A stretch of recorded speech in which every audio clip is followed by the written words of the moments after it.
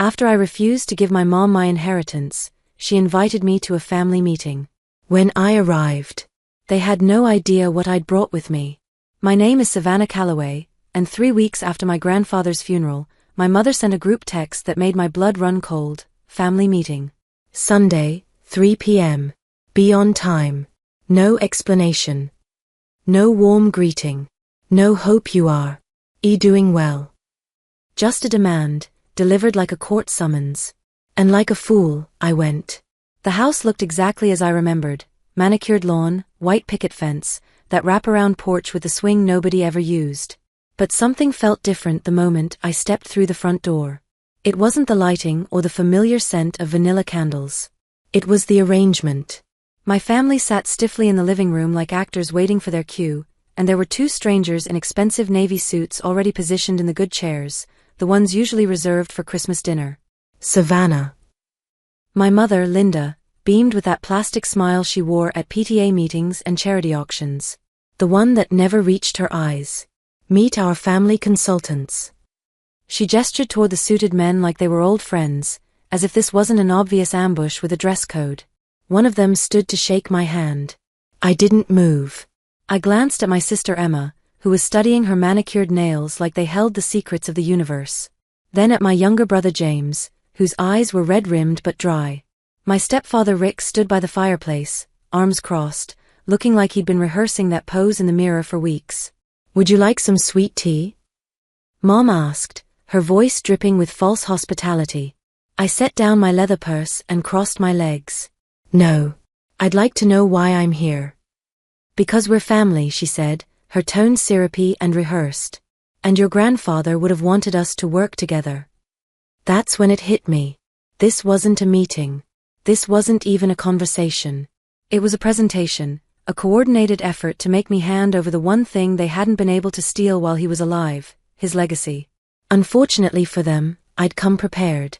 My grandfather, Robert Big Bob Calloway, wasn't just the man who raised me after Dad died. He was the reason I believed in hard work, in keeping your word, in building something that lasts. He'd started Calloway Construction with nothing but a beat-up Ford pickup and a handshake loan from his neighbor.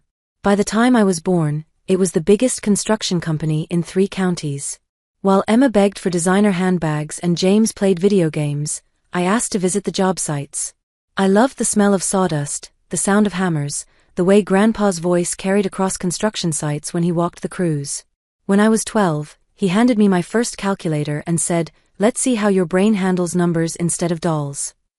I was hooked.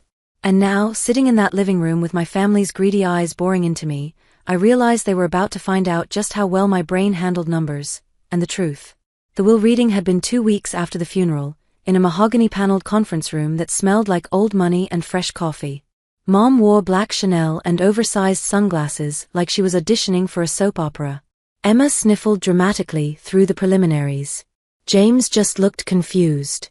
The attorney, Mr. Harrison, kept his voice steady as he worked through the formalities: minor gifts to charity, a scholarship fund for trade school students, a small pension for Grandpa's longtime foreman.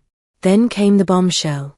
To my granddaughter, Savannah Claire Calloway, I leave the remainder of my estate, including all shares in Calloway Construction, my investment accounts, real estate holdings, and personal effects. The room went dead silent. I felt the shock before I heard the reaction. "This is a mistake," Mom sputtered, pushing her sunglasses up. "He must have been confused. Read it again." "I've read it several times, Mrs. Calloway," Harrison replied calmly. "Your father was very explicit." Emma gasped like she'd been slapped. "He loved all of us equally. He wouldn't play favorites." James said nothing, just stared at his hands like they might disappear. "This can't be happening," Mom whispered. But it was. In that moment, I wasn't just his granddaughter anymore. I was the sole heir to everything Robert Calloway had built from nothing. And I definitely wasn't ready for what came next. Later, in the parking lot, Mom cornered me with that fake sweet voice she used when she wanted something. "Just sign it all over to me, honey. I'll divide everything fairly. I'll make sure everyone's taken care of." I didn't answer immediately, not because I was unsure, but because I needed to choose my words carefully. "I need time to process this." Her eyes narrowed. This isn't just yours, Savannah. It's family money. Family legacy. That's not what Grandpa decided. Her mask slipped. He wasn't thinking clearly. You spent too much time with him, filled his head with ideas. But he had been thinking clearly. He'd updated the will 6 months before his death, fully lucid and completely intentional. I remembered that day well. He called me into his home office and said, "They're going to hate this decision, but I built this company for someone who understands what it cost me." That person isn't your mother. It wasn't a compliment. It was a burden, a responsibility. And now it was mine. The messages started that night. First, Emma, please don't let this tear our family apart. We're still sisters. Then, Mom, you'll understand when you have children of your own. Family comes first. Then James, a single text at 2:17 a.m., why?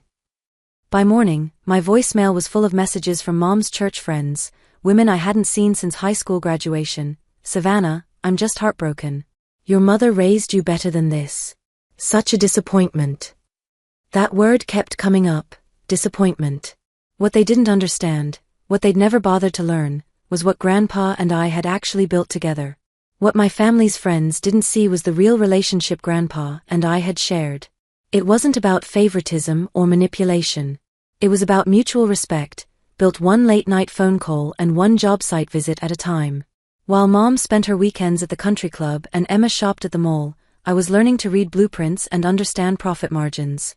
When other kids were watching cartoons, I was asking Grandpa about load-bearing walls and construction schedules. I didn't inherit Callaway Construction like winning the lottery. I earned it through years of genuine interest and hard work. But none of that mattered in the court of family opinion. 2 days after the voicemail avalanche, James showed up outside my apartment. No call, no text, just his hunched figure on the security camera, hands shoved deep in his jacket pockets like a kid who'd forgotten his homework. When I opened the door, he didn't step inside. "I'm not here to argue," he said quietly. "Okay." He looked up, his eyes bloodshot but focused. "Mom's losing it. She's already called 3 real estate agents. Says she needs to refinance the house before you freeze the assets." I blinked. "I haven't frozen anything."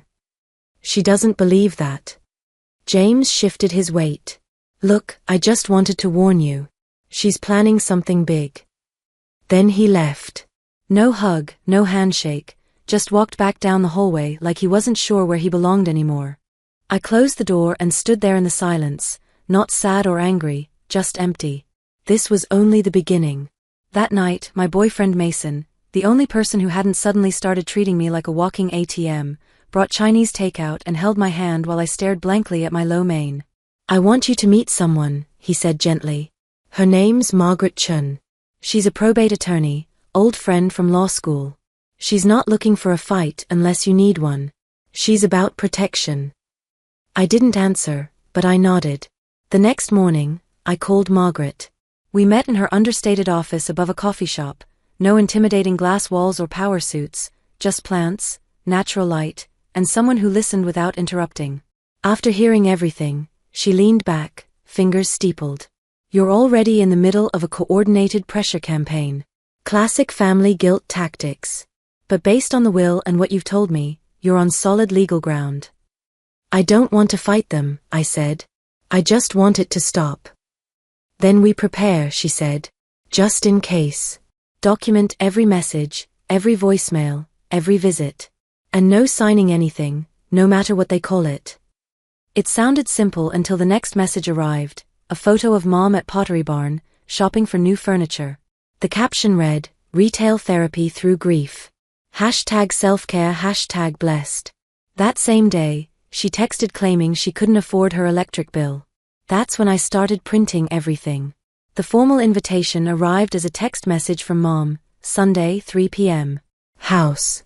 Let's resolve this. Bring your paperwork."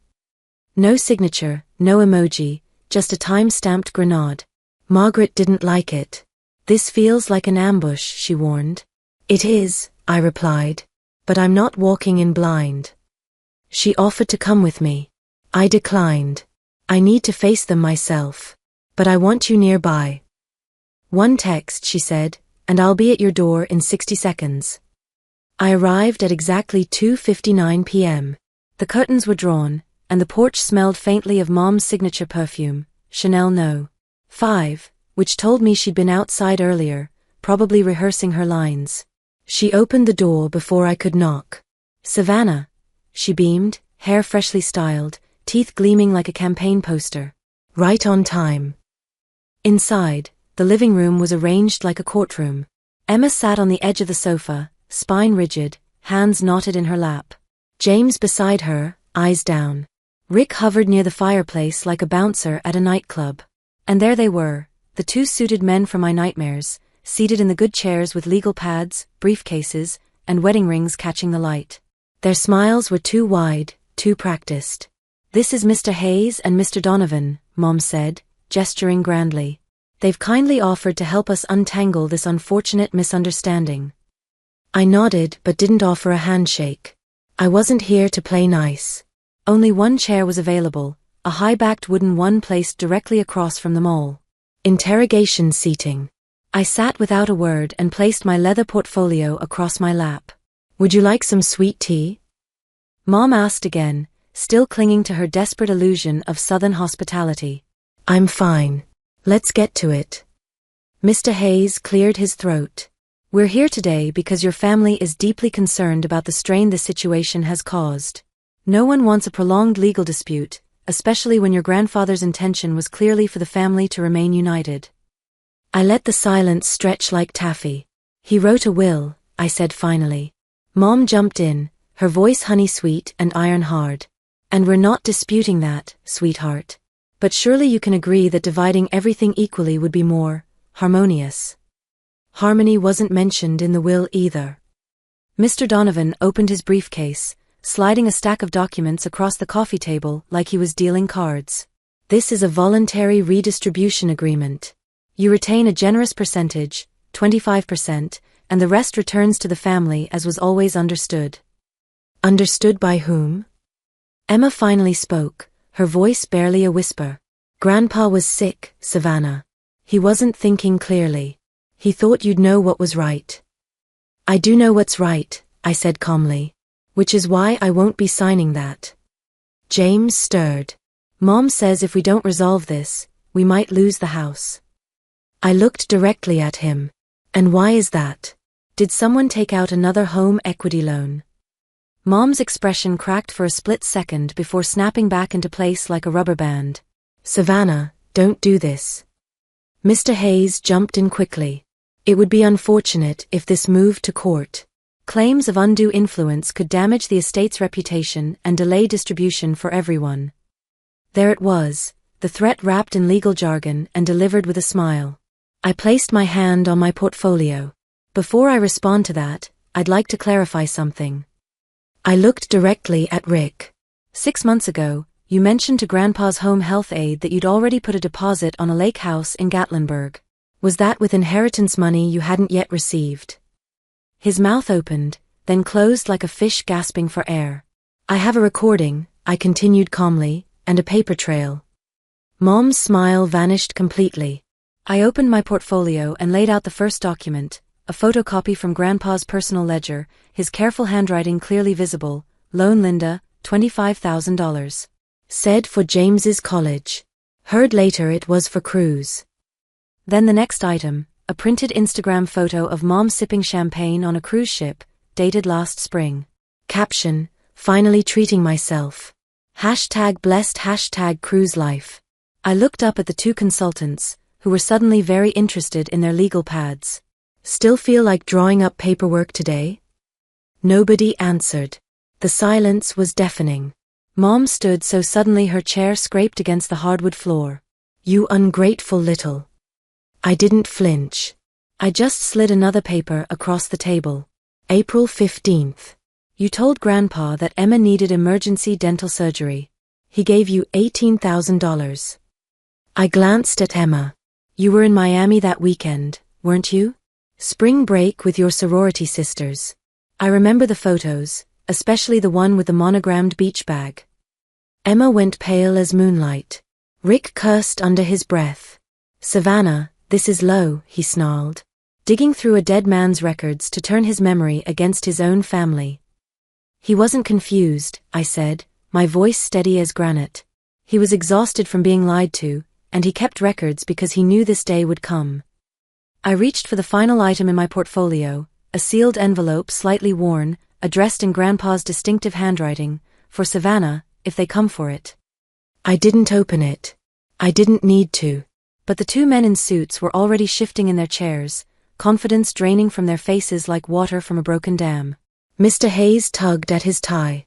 Miss Calloway, we were told this would be a cooperative discussion. It was never going to be that. And you're not actually attorneys, are you? Just pressure brokers. I turned to Mom. You didn't tell them I already retained real legal counsel, did you? She's in a car outside. One word from me, and she's at this door in 60 seconds. The two consultants stood up in perfect unison. We'll excuse ourselves, Hayes muttered, snapping his briefcase shut. Mrs. Calloway, we were unaware of any existing legal representation. They couldn't get out fast enough. Mom's face turned to stone, every muscle rigid with barely contained fury. This isn't over, she hissed through clenched teeth. Actually, I said, standing and gathering my documents with deliberate slowness, it is.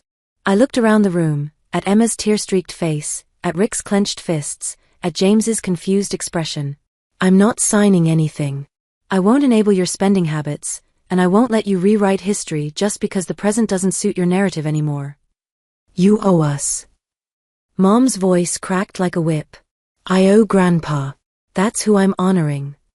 Then James stood up. Everyone froze, even Rick. James never made waves, never caused scenes, never stood up to anyone. I didn't know, he said quietly, his voice cutting through the tension like a blade. About the cruise or the dental surgery or that you used my name to take money from Grandpa. He looked directly at Mom. You told me Savannah was being selfish, but you lied about everything. James, sit down, she snapped. No. The word hit like a thunderclap. He turned to me, his eyes clear for the first time in weeks. Can I come with you? I nodded. Let's go. Rick stepped forward, chest puffed out like a rooster. You little piece of. I raised my phone.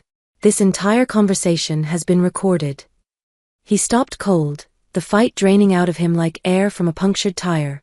James and I walked toward the door, passing the stunned faces of a family that had always assumed I'd bend, always assumed I'd break, always assumed I'd give in. Not this time. Margaret was already out of her car when we stepped onto the driveway, her professional instincts sharp as always. You okay? She asked, eyeing James with concern. He's with me, I said firmly. And we're done here. Behind us, the front door slammed so hard the porch light flickered like a dying bulb. But for the first time in weeks, I didn't look back. James didn't say much during the drive to my apartment. He sat in the passenger seat, staring straight ahead, his fingers occasionally tightening around the seatbelt like it was the only thing keeping him anchored. When we reached my building, he followed me inside without asking permission. He already knew the answer. You're on the couch, I said. It folds out. Clean sheets are in the hall closet. He nodded. Thanks. We didn't talk about what had happened that night. We just existed in the quiet. I made chamomile tea, he drank it without complaint. I scrolled through emails, he stared at the ceiling. The silence wasn't heavy or awkward, it was healing. By morning, I had a plan. I drove to Grandpa's house, the one I now legally owned but hadn't touched since the funeral. I unlocked the front door, and the air rushed out stale with memory and dust. I went straight to his home office, where the smell of old coffee and cedar still lingered faintly. Grandpa's desk was exactly as he'd left it, reading glasses folded on top of a construction trade magazine, coffee mug with a ring stain, and his leather-bound journal sitting in the center like a waiting confession. I opened the journal and flipped through its pages, seeing everything laid out in his precise handwriting, dates, amounts, names, and detailed notes about every loan, every emergency, every manipulation. Then I found a note I'd missed before, scribbled in the margin near the back. Savannah has what Linda never learned, restraint and clarity. If she chooses to lead this business, it may survive me. If she chooses to love it, it may outlive us both. I sat there for a long time, just breathing in the familiar sense of his workspace. That afternoon, I met Margaret for lunch and showed her the journal. She helped me file it as supplementary evidence with the probate court, sealing any potential loopholes that might be exploited later. We also drafted paperwork for an educational trust in James's name, just enough to support his degree without tying him to anyone's financial leash. "This is clean, fair, and generous," Margaret said as I signed the documents. When I got home that evening, James was reading one of Grandpa's old construction magazines on the couch. "You know," I said, leaning against the doorframe, "he always wanted to expand into sustainable construction. Green building materials, solar integration, eco-friendly concrete. But the board wouldn't move fast enough." James looked up. I remember him talking about that during Sunday dinners. I smiled. "What would you say to an internship? Real work, no shortcuts, no family favoritism." He blinked. "Are you serious?" "Completely." A slow smile spread across his face, relief, hope, maybe even a trace of pride. "Yeah," he said. "I'd really like that." We clinked mugs of lukewarm tea in silent agreement. It wasn't the kind of legacy Mom had wanted, but it was better. 1 year later, I reopened the doors of Callaway Construction, not as the quiet granddaughter who'd inherited a business, but as its next chapter. James now runs our sustainability division while finishing his engineering degree. He's becoming the kind of man Grandpa always hoped he'd be, quietly capable, steady, focused on building things that last. Emma reaches out sometimes in small, careful ways. I don't open the door wide, but I don't slam it shut either. Healing takes time, and forgiveness is a process, not an event. Mom disappeared to Florida 6 months ago, chasing some new opportunity that probably involves someone else's money. That's fine. Some people never learn. Some inheritances are measured in dollars and cents. Others are measured in scars, in choices, in the courage to stand alone when standing together means compromising your soul. Grandpa didn't leave me his empire out of favoritism. He left it because I was the only one who wouldn't burn it down for quick cash. In his journal, he once wrote, "Savannah won't always be loved for doing what's right, but she'll sleep at night." He was right. I do.